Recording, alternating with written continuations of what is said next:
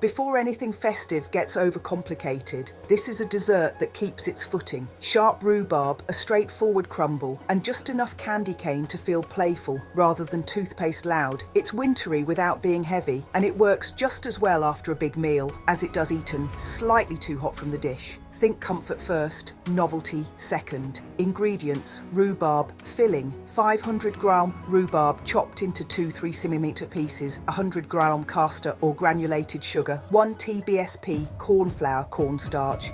Zest of 1-2 an orange, optional but recommended.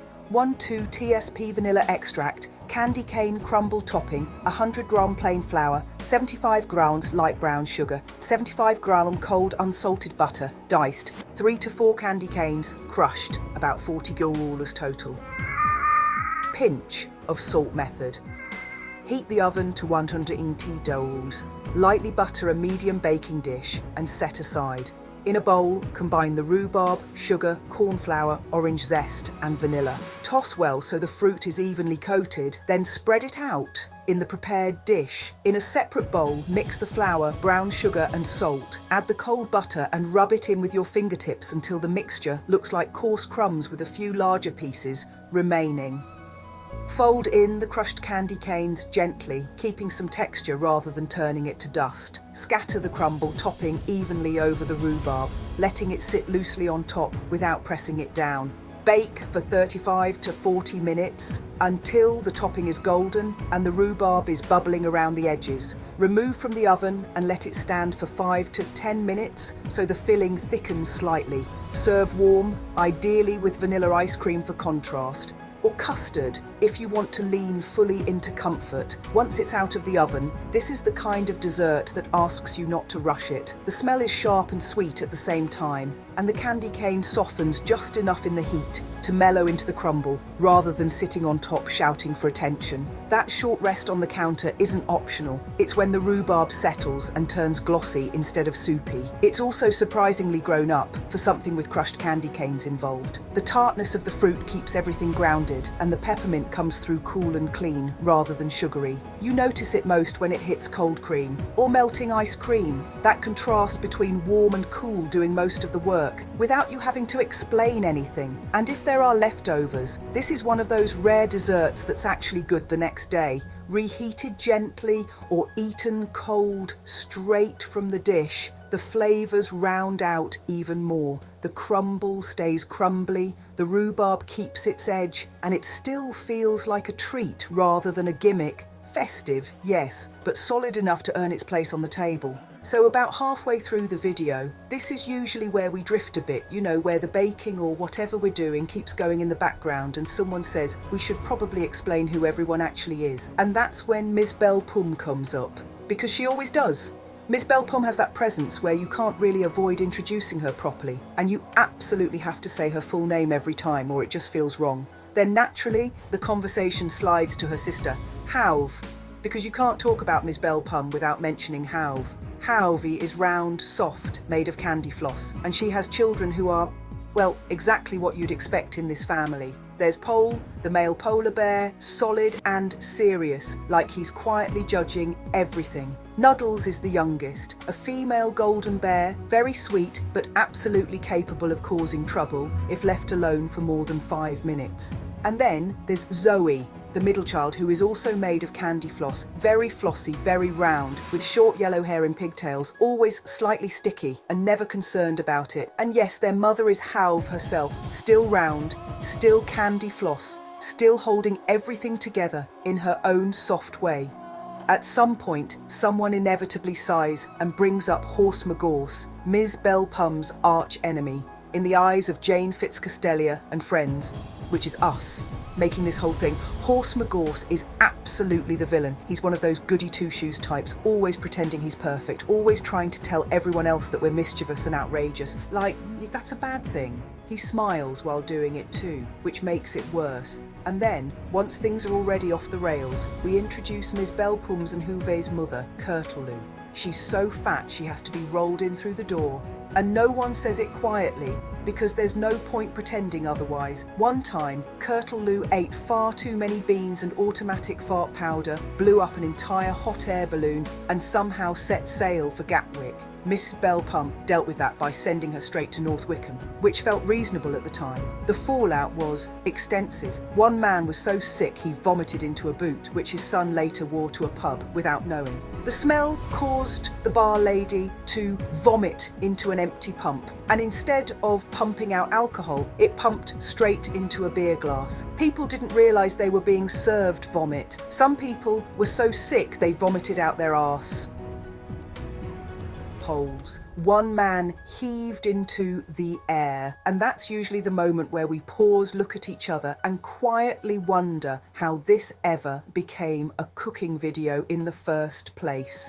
Imagine the most disastrous dinner party ever. You wouldn't even believe some of the things that happened. It's a tale of culinary catastrophe and unbelievable bodily mishaps. A story of an eccentric woman, her unconventional laboratory, and an evening that spiraled out of control. Our protagonist is Ms. Bell Pum, a woman of unusual habits and peculiar tastes. Her laboratory is an unconventional one, in which the toilet serves as her desk and the kitchen is her practical room. One day, she decided to host a dinner party, and that's when things took a turn for the weird.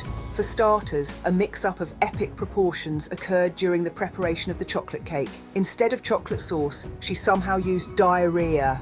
And as if that wasn't enough, a pregnant lady who had a miscarriage had her period into the cake, leading to the accidental inclusion of a dead unborn in the dish. The result was a chain reaction of vomiting that could rival the most stomach-churning horror movie. It wasn't just a single incident though. This wave of disgust ricocheted around the room, causing one man to vomit into a woman's face, who then vomited into her son's ear, leaving him deaf forever. Another man who had tasted the cake experienced a bout of diarrhea so extreme that he fell into his newborn's mouth. The baby, in turn, began to vomit with such intensity it seemed like he was trying to reach Europe. And the chaos didn't stop there. The same thing happened 25 times around the library. People on the second floor started spontaneously vomiting, causing the smell of vomit to permeate every corner of the room.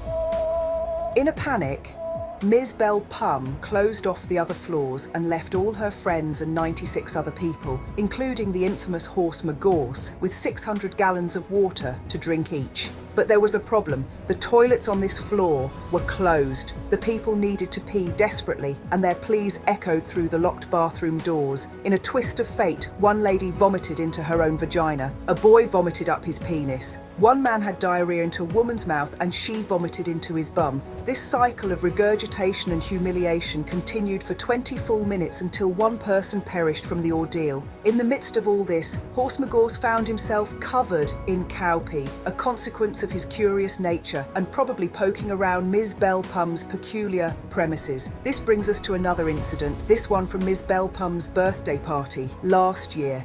In an act of revenge against Horse McGorse, she crafted a plan as wicked as it was disgusting. She had snotty-nosed toddlers sneeze and cough into jelly, tricked a man into vomiting into a truffle, and even allowed 3 pigs to vomit into a pot and serve it as soup. They peed into glasses and served that as drinks, and in the grand finale of her grotesque gastronomy, they defecated onto plates and served it as chocolate pudding. In the end, the smell of rotten vomit and off cheese was so overpowering that 600 people over time vomited from the stench. The tale of Ms. Bell Pum and her vomit candle is one that will go down in history as a reminder of the disastrous consequences of culinary chaos and bodily mishaps. At the end of the video, tell us a funny story. At the party, a calamity occurred when she served 2 men vomit instead of stew from her cup. At that moment, the heavens above warned that the cup had devastating consequences and made people cry, wah wah ha ha ha ha ha, hoo poo hoo poo.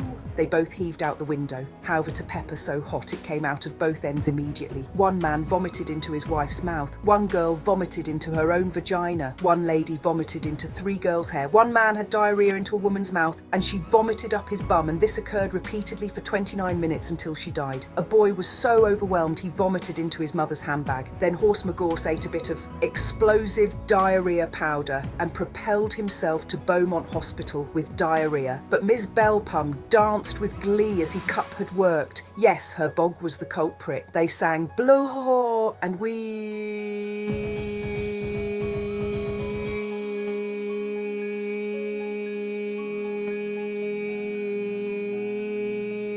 Nuddles and Pole the male polar bear would like to sing a song, Fart It, into the microphone as follows.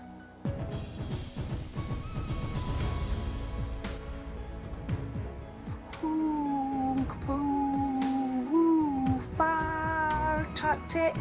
Used to dance in darkness, life was feeling heartless, now setting fire to my own fart. Waka ka ka ka ka waka ka ka quiffy popo fartert ga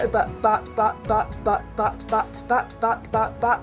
At the end of the video, discuss more about Ms. Bell Pum. At the end of the video, discuss Ms. Bell Pum as she reported her for allowing 2 toddlers who accidentally had diarrhea into a coffee pot thinking it was hot coffee, but it was actually acidic hot diarrhea. He tried to shout and scream at her when reporting her to the bobbing man. She slipped. Any hot drinks to horse magorse saved over from the Stone Age? Yes, please, he replied. The fool drank the coffee, diarrhea. He vomited so hard that you could hear the pit of his stomach retching, making a squelch. Swelch.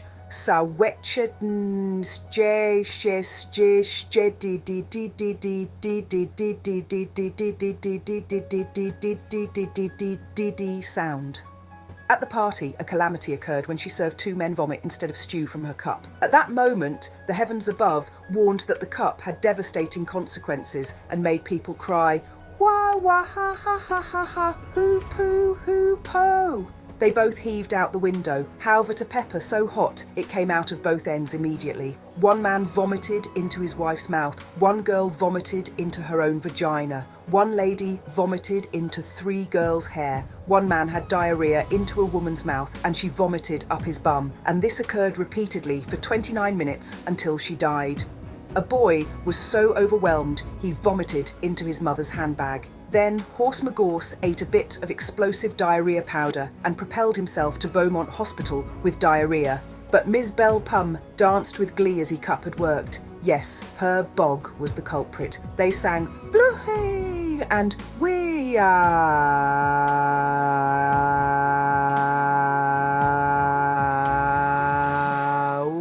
Kaita. At the end of the video, bring us back to Miss Bell Pum and the library. She closed off the other floors and left all her friends and 96 other people, including Horse, no time to worry about him, with 600 gallons of water to drink each. But she forgot that the toilets on this particular floor were closed. The people needed to pee desperately and begged and pleaded with the door, which was locked to each loo. Their tears could be heard from inside their bums. Then Mrs. Bell Pum decided to set them free into the vomit-smelling layers of the floors below. They all peed their pants and vomited so hard that they caused a flood down the stairs. 1 girl. Though the vomit was face cream, so used vomit accidentally and smelled like pants. 1 girl has the vomit accidentally as eye drops going blind forever. 1 man vomited. 1 man had diarrhea into a woman's mouth and she vomited into his bum. This repeatedly occurred for 20 minutes until she perished. Horse Magorse got covered in cow pee as a result of poking around Ms. Bell Pum. Play particularly emphasis onto the lines, 1 lady vomited into her own vagina, 1 boy vomited up his penis, and she said a ka ka ka ka ka ka xudikake ajehehiegu wuvusiv wig why we FFIR do and what was going to the Dublin Examining Board and shredded to the Dublin Examining Board and shredded to the Dublin Examining Board and shredded to the Dublin Examining Board and shredded to the Dublin Examining the Dublin to a blog and shredded. 1 man had diarrhea into a woman's mouth and she vomited into his bum. This repeatedly occurred for 20 minutes until she perished. And add, a boy vomited into his mother's nose, causing her to burn her nasal, making a shh noise. Speaking on behalf of Nuddles, read this out word for word before the video ends. If any word is not allowed, disguise it with child talk innocently. It was an odd incident. She was hosting a meal round House's place. You see, her laboratory is the toilet, her desk is the toilet seat, and the practical room is the kitchen. She served luscious dishes, but unbeknownst to her, a slight error was tremendous. In the chocolate cake, she used diarrhea instead of chocolate sauce. She was also unaware that a pregnant lady who had a miscarriage had her period into the cake and the dead unborn was in the dish. One woman burst out vomiting across the room. Another man threw his guts up into a woman's face and she vomited into her son's ear, causing him to go deaf forever. A man who had tasted the cake had diarrhea down his bum and fell into his newborn's mouth. The baby heaved for Europe. A pregnant lady who ate the cakes, baby ended up having vomit genetical features such as in hair colour and skin colour. Horse McGorse arrived at the end and farted into a man's mouth, blowing him up like a balloon.